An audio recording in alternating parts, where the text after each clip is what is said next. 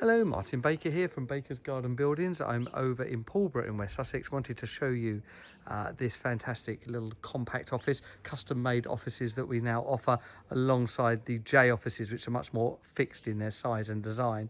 And these are much more customizable. But as standard, you have the sliding doors in the front. They've got integrated blinds. I'll show you that in a moment.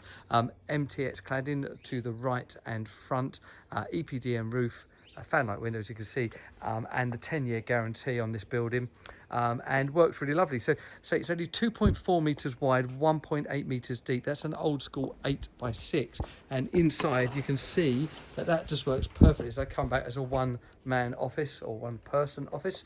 There you got the desk, got some units. These clients went for an integrated blind option. So this is where the blinds are physically inside of the glass. You've got this little slider there. It's like talks by magnet, and if you see in a moment, that'll just pass up there. So what you're actually doing is controlling. If I open this one up there again, you can see with this slider, you can firstly control the actual blind angle, and then by sliding it down, you then actually slide up.